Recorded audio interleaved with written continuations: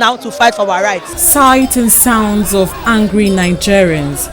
They came from all walks of life with a common goal in mind.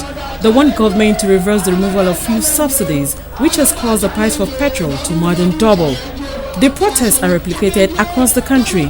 They're spearheaded by the labor movement and civil society organizations, but some professional bodies have also thrown their weight behind the cause. One of such is the Nigerian Bar Association, NBA, which has urged the National Assembly to initiate an impeachment proceeding against the president if he does not reverse the policy.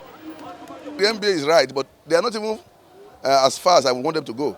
Because at the end of the day, it's not just about impeaching the president, it's about even the whole government must probably be thrown out of that place. Because you see, when you look at what is happening in the Arab world and all over the world, government must respond to the people. In its bid to stop this protest and others like it across the country from holding today, the Nigerian government late on Friday obtained an injunction from the National Industrial Court. But organized labor says the court has no jurisdiction on the fundamental human rights of Nigerians to fight a policy they believe is not in their favor. This strike is not an employment dispute. The first thing that you want to note is that the National Industrial Court has no jurisdiction to deal with matters that are not employment matters. Following the announcement of the removal of fuel subsidy on January 1st and the angry response by many Nigerians, President Goodluck Jonathan insists it is a necessary change for the country. In an emergency address to the nation monitored on Saturday, President Jonathan reeled out a series of palliative measures aimed at cushioning the effect of subsidy removal on Nigerians.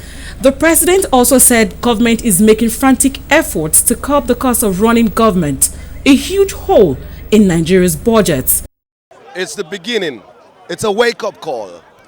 It's the start of reality in this country. I really think that our numerical strength, our resolve, our commitments, our selflessness, our dedication and doggedness is the thing that matters most.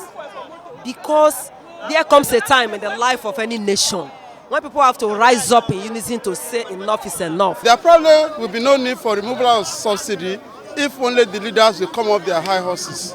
If only they will give a bit more for the people. Instead of the president with 200 and something cars in convoys, they can manage 8. And then the governors, local government, they can manage only 2 or 3 cars. The thing is to be very humble and to truly serve the people. Many Nigerians regarded the government fuel subsidy as the only benefit they receive from the country's vast oil wealth. For many of them, the promise by government to use the funds saved from fuel subsidy removal for the development of key infrastructure in the country is noble. But they say the sincerity of Nigeria's leadership is questionable, as evidenced by the consistent looting of the country's treasury by successive governments. We are telling the people in Nassau Rock or wherever they are, not the state government, that we were on the street when this man was not allowed to become president. We are not tired to go. We are ready on the street to remove him. That's what we are saying. The government is there for the people, and as long as you are not listening to the voice of the people, of course, your days are numbered, and the days will start count 1 today. There are also those who fault the timing of the fuel subsidy removal at a time when deadly attacks by members of the Boko Haram sect arrive all over the country.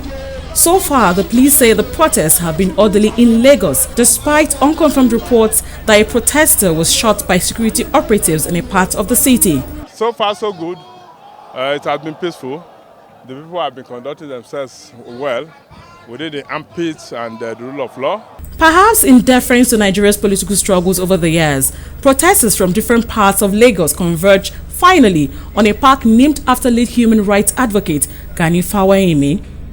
The protests are continuing tomorrow.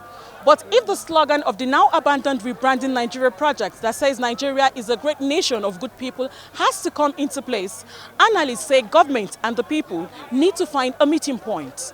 Aderinsola, reporting for Love What Plus News.